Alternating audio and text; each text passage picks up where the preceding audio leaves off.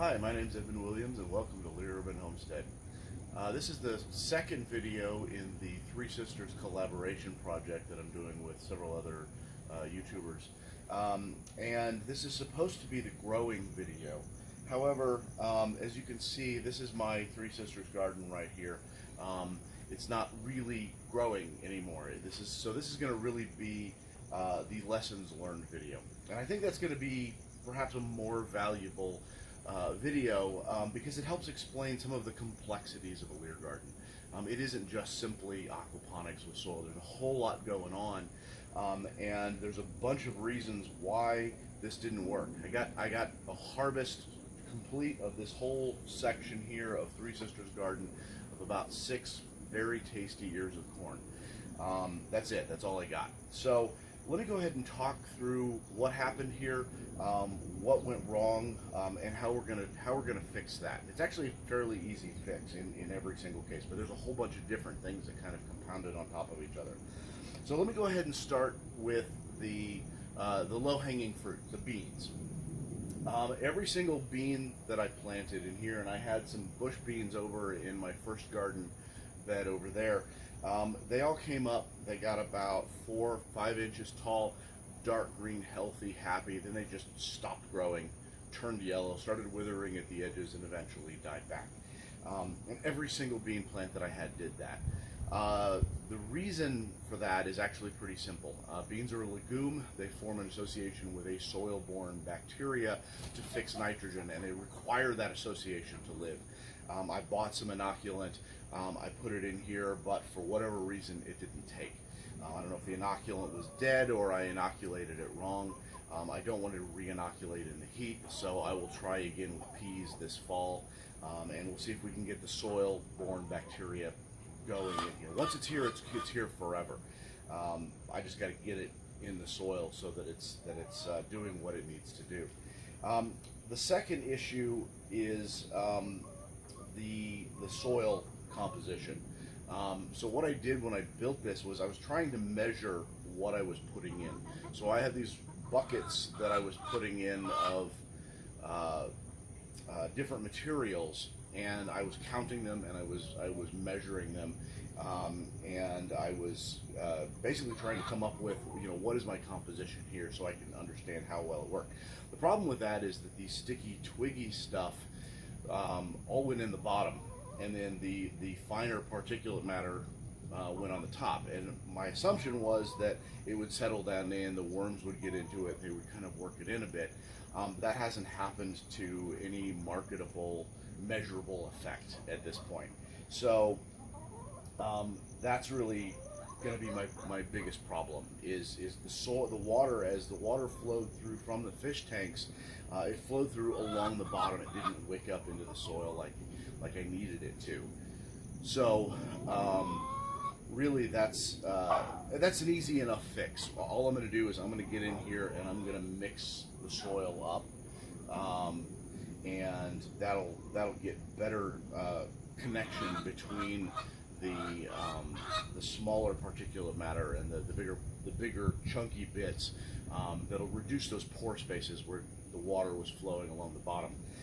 Now I will say that one of the things that worked fairly well is once the plants were big enough that they got the roots down into the water layer, the growth was pretty fast. It did well. They looked really nice, but they just didn't. Not all of the plants got their roots down into the soil layer. So the next issue that I had was really the fish. A Lehr garden is kind of a form of composting, and when you compost something, there is succession of an ecosystem that's being created, a certain succession of a really complex set of different organisms, and each one, as it starts to grow, as it finds the conditions that it needs to thrive, it takes the nutrients that it needs out of the soil to grow. Now once that's particular species has finished its life cycle and is on the decline, it gives those nutrients back. But during the process, what you get is really a difficult rise and fall of nutrients.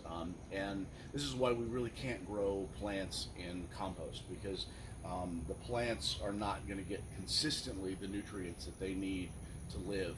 One of the ones in particular is nitrogen. As woody material breaks down, it really takes a lot of nitrogen out of the soil. And so the Lehr garden is actually kind of a form of composting. I'm actually creating the soil in place with a lot of different types of diverse organic matter. And so what I need is some sort of a nutrient support for the plants, and that comes from the fish. So what the fish do is as they eat, as they excrete, they put various nutrients into the water, and the water flows through the soil, and it becomes available to the plants. It also becomes available to the soil organisms, helps get them what they need to break that soil down faster, but there's plenty to go around, assuming you have everything going right. In my case, it took me quite a while to actually get my fish in place. When I built my first system, I made it a little bit too rich on the finer particulate matter, the compost, and so it took about 4 months for the water to balance to where it was safe to put fish in. And by the time it did, I was already building this one. I knew this one was going to come up, this one was going to add some nutrient load, and surprisingly, because of the first, it was really cool to watch actually, because of the first garden being online, having that biological filter complete and functioning, this one only fouled the water for about 2 or 3 weeks. And I actually did a little bit of experimenting with it just to see how much nutrients I could put in usually mostly in the form of chicken waste, to really see how much that would take out. And the plants really thrived off of the influx of nutrients, but it wasn't healthy for the fish. So once I got that set, I could get the fish. Now, in order to really fill up these tanks, here the tilapia from my local supplier, about $1.50 a fish, which isn't too bad, but it adds up pretty quick, and I didn't want to spend $800 to $1,000 on tilapia to fill that up when tilapia are robust reproducers. So I only got 100 fish. They were about 1.5 inches, 2 inches long. And I actually lost some through various means. So I probably got about 60 tilapia right now across about 1,200 gallons worth of water. Now that's, of course, the tilapia now are 3 to 4 inches long, but that's the age at which they're reproducing. So while I still don't have enough tilapia to meet the needs of my soil, what I do have is a tilapia that have a lot of room. There's a lot of good habitat. There's a lot of diverse food in those tanks for those tilapia. And so they are now currently reproducing. And it really won't be all that long before I'm able to have really plenty of tilapia here, and it'll meet those nutrient needs of the soil. The next problem that I had was lateness of planting.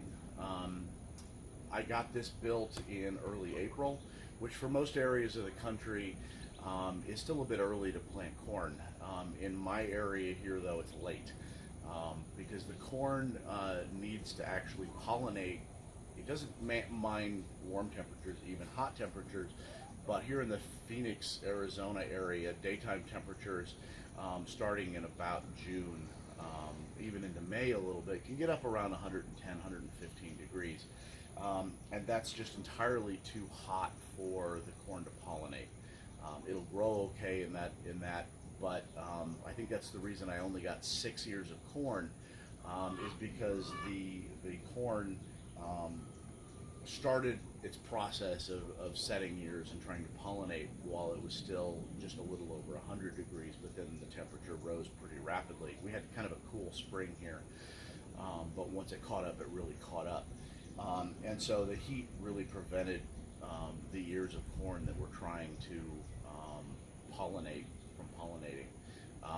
Another issue that I had there is that corn is wind pollinated, so you need a kind of a big lump of corn all pollinating at the same time.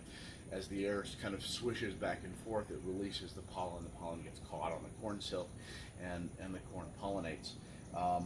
Because of the water issue of flowing underneath, the corn, I had two pieces. I had a group of corn here and another group of corn down here that got its roots down into the water and grew pretty rapidly. But this whole middle section here wasn't getting the water that it needed. And so those plants all just kind of grew and failed and eventually died. And so I replanted and to see if I could get them going. Well, that also messed up pollination, because while the second planting I was doing a little bit more watering of the garden, I actually tried to put these guys in. It didn't really work all that well. But it didn't really get the water that it needed. So I had the corn maturing at different rates, which also affected my pollination. The next issue that I had is mushrooms. I rely on mushrooms to get in and do a lot of the decomposing of the wood. The way the sequence generally goes is the mushrooms get in, colonize the wood, break it down, produce what they need, and then the earthworms come in, break it down from there. They decompose that myceliated material, and then it breaks down into soil from there fairly rapidly. The problem that I had was I got a bunch of spent mushroom blocks from a local mushroom grower. I wanted to see what it would take. Now, a mushroom block is sort of their production mode. So they make these little 5-pound blocks of mushrooms, and they put them in a plastic bag, and they grow as many mushrooms they can get out of them, usually 2 pounds, give or take. And then it's done. You can throw it in the compost. You can actually, if you get it soon enough, you can expand it out and grow it into new material. And he gave me a whole bunch of these, and I wanted to see if any of them would take. I don't know if any of them took. I don't think that any of them were vigorous. I had probably a dozen or so spread out throughout this bed. Some of them were contaminated with mold.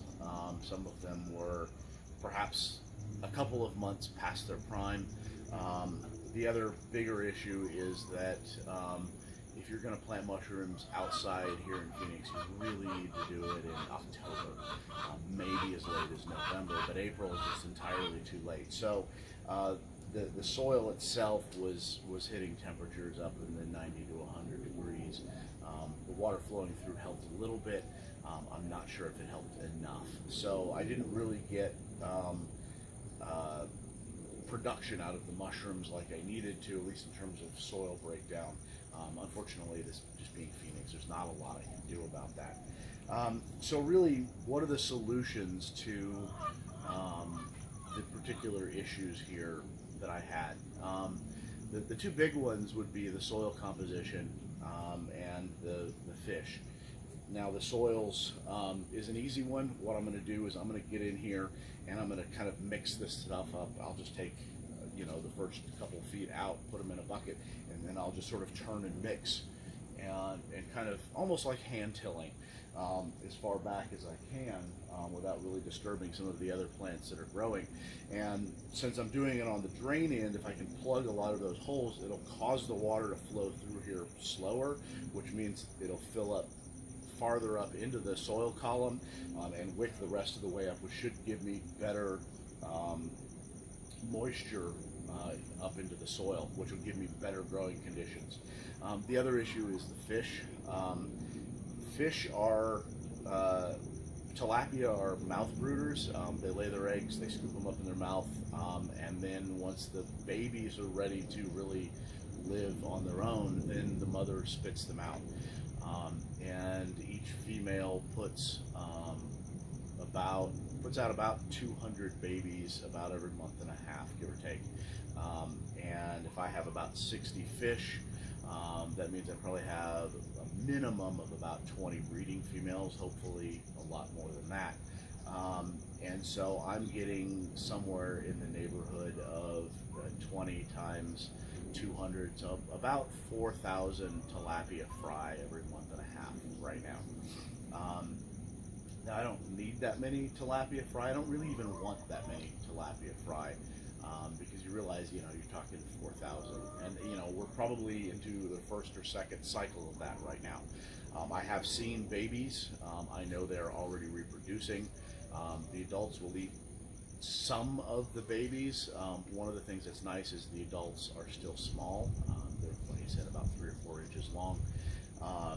And so they've got a lot of room in these tanks. So in the first 2 smaller tanks, I've probably got in the neighborhood of 20, maybe 25 adult tilapia. There's the water spinach, has its roots down into the soil column, so there's a lot of habitat, there's environment, there's places to hide for the baby fish. There's also a lot of food. I give them fish feed. They still have duckweed that they're working on. They have the roots of the water spinach. And there's quite a bit of algae growing on the sides of the tank that the tilapia will nibble on. So there's actually going to be a lot of really good habitat. We should have decent survivability of those baby fish. Oh, and the 2 bigger tanks, I've transferred 5 tilapia each into those tanks. So I figured at 5, I'm just about guaranteed to have a decent mix of males and females, and 5 4-inch long fish in a 330-gallon tank. They're not really going to have a whole lot of stress of feeling like they're overcrowded, so they're not going to feel like they're going to need to eat the baby tilapia. There are some guppies in there. The guppies might attack some of the tilapia, but the tilapia have plenty of room to get away, and they will defend themselves by running away. So hopefully I will have decent survivability of the tilapia, and what will end up happening is over the next about 2 or 3 months, those tilapia that start off 1/4 of an inch long will have lots and lots of food to eat. They'll get in there, they will grow. I'll have tilapia that are in another couple of months that are going to be 2, 3, 4 inches long, and then it just increases from there. I'll have lots and lots of tilapia to put just a ton of nutrients in the soil. So right now is summer in Phoenix. This is the time when they say nothing grows. As you can see from the end here, that's not really the case. I've got a little bit of okra going. It's struggling a bit because of the same soil issues that the Three Sisters garden had. But at the end there, if you could see it in the video, past the failed tomato plants, I've got a lot of squash, I've got a lot of sweet potatoes on the tanks. I've got the water spinach, so I'm still having quite a bit growing right now, but really this is going to be pretty cool when I can get another month or so. I can plant my fall garden, and we'll get this soil all conditioned, we'll get the fish growing, and it should take off. So thank you very much for joining me.